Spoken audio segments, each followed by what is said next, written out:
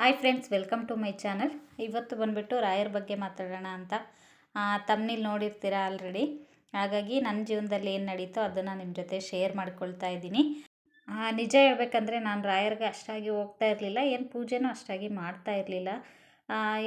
ನಾನು ಈ ದೇವಸ್ಥಾನಕ್ಕೆ ಹೋಗೋದಕ್ಕಿಂತ ಮುಂಚೆ, ರಾಯರ ಸನ್ನಿಧಿಗೆ ಹೋಗೋದಕ್ಕಿಂತ ಮುಂಚೆ ಒಂದೆರಡು ಸಲ ಕನಸಲ್ಲಿ ಬಂದಿತ್ತು. ಬಟ್ ಯಾವಾಗಲೂ ಈ ರೀತಿ ಆಗಿಲ್ವಲ್ಲ, ಏನು ರಾಯರು ಬಂದುಬಿಟ್ಟಿದ್ದಾರಲ್ಲ, ರಾಯರ ಕೃಪೆ ನನ್ನ ಮೇಲೆ ಬಂತ ಅಂತೇಳಿ ಏನೋ ಒಂಥರ ಖುಷಿ ಆಯಿತು. ಆದ್ರೂ ಮಾಮೂಲಿಯಾಗಿ ಕನಸು ಬೀಳ್ತಾ ಇರುತ್ತಲ್ವ ಅಂಥೇಳಿ ಅಷ್ಟೊಂದೇನು ಇದು ತೊಗೊಳ್ಳಿಲ್ಲ, ಸುಮ್ಮನೆ ಅದಾಗೊಂದು 4-5 ದಿನಕ್ಕೆ ನಮ್ಮ ಅತ್ತೆ ಬಂದಿದ್ದರು. ಅವರು ಹಿಂಗೆ ದೇವಸ್ಥಾನಕ್ಕೆ ಹೋಗಿ ಬರೋಣ ಬಾ ಅಂತ ಕರೆದ್ರು.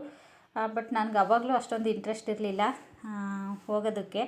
ಅವರು ಇಲ್ಲ ಬಾ ಅಂತ ಕರೆದ್ರು. ಅದೇ ಟೈಮಲ್ಲಿ ನಮ್ಮ ಅಮ್ಮಂಗೊಂದು ಸ್ವಲ್ಪ ಹೆಲ್ತ್ ಅಪ್ಸೆಟ್ ಆಗಿತ್ತು, ಹಾಗಾಗಿ ತುಂಬ ಬೇಜಾರಲ್ಲಿದ್ವಿ.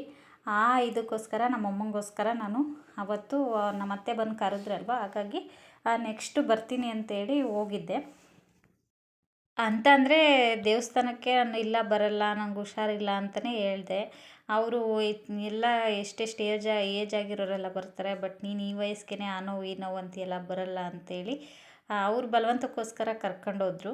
ನಾನು ನಮ್ಮಮ್ಮಂಗೆ ಹುಷಾರಿರ್ಲಿಲ್ವಲ್ಲ, ನೋಡೋಣ ಬೇಡ್ಕೊಬರೋಣ ರಾಯರ ಹತ್ರ ಅಂತೇಳಿ ನಮ್ಮ ತಾಯಿಗೋಸ್ಕರ ಅವತ್ತು ನಾನು ದೇವಸ್ಥಾನಕ್ಕೆ ಹೋದೆ. ಅವರು ಹೋದ್ಮೇಲೆ ಹೇಳಿದ್ರು, ಒಂದು ಫೋಟೋ ತಗೋ, ಪೂಜೆ ಮಾಡುವಂತೆ, ನಾನು ತುಂಬ ದಿನದಿಂದ ಹೋಗ್ತಾ ಇದ್ದೀನಿ, ನನಗೆ ತುಂಬ ಒಳ್ಳೆಯದಾಗಿದೆ ಅಂತ ಹೇಳಿದ್ರು. ಬಟ್ ನನಗೆ ನಾವು ನಾನ್ ವೆಜ್ ತಿನ್ನೋದ್ರಿಂದ ಫೋಟೋ ಎಲ್ಲ ಬೇಡ ಅಂತ ಅಂದ್ಕೊಂಡೆ. ಅಂದರೆ ಅದನ್ನು ಮನೇಲಿ ಫೋಟೋ ಇಟ್ಕೊಂಡ್ರೆ ರಾಯರ ಪೂಜೆ ಮಾಡಬೇಕಾಗುತ್ತೆ, ಅಂದರೆ ನಾನ್ ವೆಜ್ ಏನೂ ಮಾಡಬಾರ್ದೇನೋ ಆ ಥರ ಎಲ್ಲ ಥಿಂಕ್ ಮಾಡಿ ಬೇಡ ಅನ್ನೋ ರೀಸನ್ಗೆ ನನಗೆ ಇಷ್ಟ ಇರಲಿಲ್ಲ. ಬಟ್ ಬೇಡ ಅಂತ ಅಂದೆ. ಇಲ್ಲ, ನನ್ನ ದುಡ್ಡಲ್ಲೇ ಕೊಡಿಸ್ತೀನಿ, ತಗೋ ಅಂದ್ರೆ, ಇಲ್ಲ ನಂಗೆ ಬೇಡ, ನಾನು ಅಲ್ಲೇ ಮಂತ್ರಾಲಯದಿಂದನೇ ತಗೊಬರಬೇಕು ಅಂತ ಆಸೆ ಇದೆ ಅಂತ ಅಂದೆ. ಏನಿಲ್ಲ, ಇಲ್ಲೂ ಸೆಕೆಂಡ್ನೇ ಮಂತ್ರಾಲಯ ಅಂತಲೇ ಫೇಮಸ್ ಆಗಿರೋದು, ತುಂಬ ಜನ ತೊಗೊಳ್ತಾರೆ, ಒಳ್ಳೆಯದಾಗಿದೆ ತಗೋ ಅಂದರು. ಆದ್ರೂ ಅವ್ರು ಎಷ್ಟು ಫೋರ್ಸ್ ಮಾಡಿದ್ರು ನಾನು ಇಲ್ಲ ಬೇಡ ಬೇಡ ಅಂತಲೇ ಅಂದೆ. ಅಲ್ಲಿಂದನೇ ಬರಬೇಕು ಅಂತ, ತಗೊಬರ್ಬೇಕಂತ ಆಸೆ, ನೋಡೋಣ ಯಾವಾಗಾದರೂ ಹೋದರೆ ಅಲ್ಲಿಂದನೇ ತಗೊಬರೋದಾಗುತ್ತೆ ಅಂತ ಸುಮ್ಮನಾಗಿದ್ದೀನಿ ಅಂತ. ಆವಾಗ ಅವ್ರು ಹೇಳಿದ್ರು, ಏನೋ ನಿನ್ನಿಷ್ಟ, ನಾನು ಹೇಳಿದ್ದೀನಿ ಅಂದರೆ ಅಷ್ಟು ಸುಲಭವಾಗಿ ರಾಯರು ಯಾರ ಮನೆಗೂ ಬರೋದಿಲ್ಲ. ನೀವು ಬೇಕು ಅಂತಂದ್ರೂ ಅವ್ರ ದರ್ಶನ ಮಾಡಬೇಕು ಅಂದ್ರೂ ಅದೃಷ್ಟ ಇರಬೇಕು, ಇಲ್ಲ ಮನೆಗೆ ಅವ್ರು ಬರಬೇಕು ಅಂದ್ರೂ ಸುಮ್ಮನೆ ಬರಲ್ಲ. ರಾಯರು ಬರಬೇಕು ಅಂತ ಅಂದ್ಕೊಂಡ್ರೆ ಮಾತ್ರ ಬರೋದು, ಇಲ್ಲಾಂದರೆ ಯಾವ ರೀಸನ್ಗೂ ಬರಲ್ಲ ಅಂತ ಹೇಳಿದ್ರು. ನಿನ್ನಿಷ್ಟ ಅಂತೇಳಿ ಸುಮ್ಮನೆ ಆದರು ಅವರು. ತುಂಬ 1-2-3 ವಾರ ಹೇಳಿದ್ರು, ಮತ್ತೇನು ಫೋರ್ಸ್ ಮಾಡೋಕ್ಕೆ ಹೋಗಲಿಲ್ಲ. ನಾನು 9 ವಾರದ್ದು ವ್ರತ ಮಾಡ್ತಾಯಿದ್ದೆ, ಹಾಗಾಗಿ ಅವರು ಒಂದು ಮಾತು ಹೇಳಿದ್ರು, ನೀನು ಪೂಜೆ ಮಾಡೋದ್ರೊಳಗೆ 9 ವಾರ ಮುಗಿಯೋದ್ರೊಳಗೆ ರಾಯರು ನಿನ್ನ ಮನೆಗೆ ಬರಬೇಕು ಅಂದರೆ, ನೀನು ಈಗ ಫೋಟೋ ಬೇಡ ಅಂದಿದೆಯಲ್ಲ, ಅದು ಯಾವುದೋ ರೂಪದಲ್ಲಿ ನಿಮ್ಮ ಮನೆಗೆ ಬಂದೇ ಬರುತ್ತೆ ಅಂತ ಅಂದರು. ಅಂದರೆ ಅವರು ಅಲ್ಲೇ ತೊಗೊಳ್ತೀನಿ, ಇಷ್ಟಪಟ್ಟು ತೊಗೊಳ್ತೀನಿ ಅಂತ ಅವರು, ಅಂದರೆ ವ್ರತ ಮುಗಿಯೋದ್ರೊಳಗೆ ನೀನು ಫೋಟೋ ತೊಗೊಳ್ತೀಯ ಅಂತ ಹೇಳಿದ್ರು. ನಾನು ಸರಿ ಆಯಿತು ಅಂತೇಳಿ, ನೋಡೋಣ ಆವಾಗ ಮನಸ್ಸು ಕೊಟ್ಟರೆ ತೊಗೊಳ್ಳೋಣ ಅಂತೇಳಿ ಸುಮ್ಮನೆ ಆಗಿದ್ದೆ ಅಲ್ಲಿಗೆ. ನೀವು ನಂಬಲ್ಲ, ನನಗೆ 9 ವಾರ ಮುಗಿಯೋ ಟೈಮು, ಬಟ್ ಲಾಸ್ಟ್ನೇ ವಾರದಲ್ಲಿ ಏನೋ ಹುಷಾರಿಲ್ದಂಗೆ ಆಯಿತು. ಹಾಗಾಗಿ ಅವತ್ತಿನ ದಿನ ಹೋಗೋದಕ್ಕಾಗಲಿಲ್ಲ. ನೆಕ್ಸ್ಟ್ ವೀಕ್ ಹೋದರೆ ಆಯಿತು ಅಂತ ಸುಮ್ಮನಾದೆ.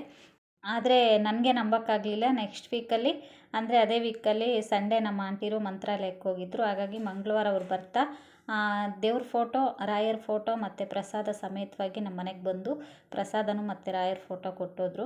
ಹಾಗಾಗಿ ತುಂಬ ಖುಷಿಯಾಯಿತು. ಅಂದರೆ ನಾನು ಆಸೆ ಪಟ್ಟಿದ್ದೆ ಅಲ್ವಾ ಮಂತ್ರಾಲಯದಿಂದನೇ ತೊಗೊಬರ್ಬೇಕು ಅಂತ.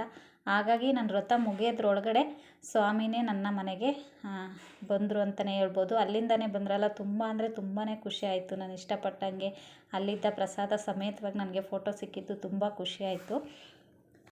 ಅಂದರೆ ನಮ್ಮ ಅತ್ತೆ ಹೇಳಿದ್ರಲ್ವ, 9 ವಾರ ವ್ರತ ಮುಗಿಯೋದ್ರೊಳಗಡೆ ನಿಮ್ಮ ಮನೆಗೆ ಬರ್ತಾರೆ ರಾಯರು ಅಂತ, ಅದು ನಿಜ ಆಯಿತು ಅನ್ನಿಸ್ತು.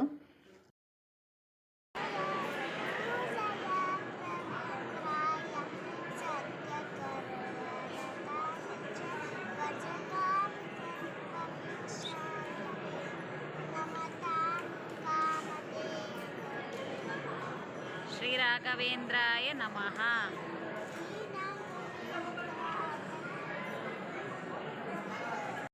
ಇನ್ನು ವಾರ ಹೋಗ್ತಾ ಇದ್ದೆ ದೇವಸ್ಥಾನಕ್ಕೆ.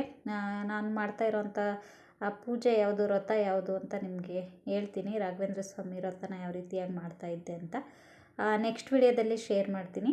ಇವತ್ತಿನ ಈ ವಿಡಿಯೋ ಏನಾದರೂ ನಿಮ್ಗೆ ಇಷ್ಟ ಆಗಿದ್ದರೆ ಪ್ಲೀಸ್ ಲೈಕ್ ಮಾಡಿ, ಕಮೆಂಟ್ ಮಾಡಿ, ಹಾಗೆ ಶೇರ್ ಮಾಡಿ. ಇನ್ನೂ ಯಾರೆಲ್ಲ ನನ್ನ ಚಾನಲ್ನ ಸಬ್ಸ್ಕ್ರೈಬ್ ಮಾಡ್ಕೊಳ್ದೆ ನೋಡ್ತಾ ಇದ್ದೀರಾ, ಪ್ಲೀಸ್ ಸಬ್ಸ್ಕ್ರೈಬ್ ಮಾಡ್ಕೊಂಡು ನೋಡಿ ಫ್ರೆಂಡ್ಸ್, ಹಾಗೆ ಸಪೋರ್ಟ್ ಮಾಡಿ. ಇದೇ ನೋಡಿ ರಾಘವೇಂದ್ರ ಸ್ವಾಮಿ ಫೋಟೋ ಅವ್ರು ನಮಗೆ ತೊಗೊಬಂದು ಕೊಟ್ಟಿದ್ರು ಅಂಥದ್ದು. ಮನೇಲಿಟ್ಟು ಪೂಜೆ ಮಾಡಿದ್ದೆ, ಅದನ್ನು ನಿಮ್ಮ ಜೊತೆ ಶೇರ್ ಮಾಡ್ಕೊಳ್ತಾ ಇದ್ದೀನಿ. ಇದಾಗಿತ್ತು ಇವತ್ತಿನ ವಿಡಿಯೋ. ಮತ್ತೆ ಸಿಗ್ತೀನಿ ನೆಕ್ಸ್ಟ್ ವಿಡಿಯೋದಲ್ಲಿ. ಅಲ್ಲಿ ತನಕ ವಿಡಿಯೋ ನೋಡಿದ ನಿಮ್ಮೆಲ್ಲರಿಗೂ ಧನ್ಯವಾದಗಳು.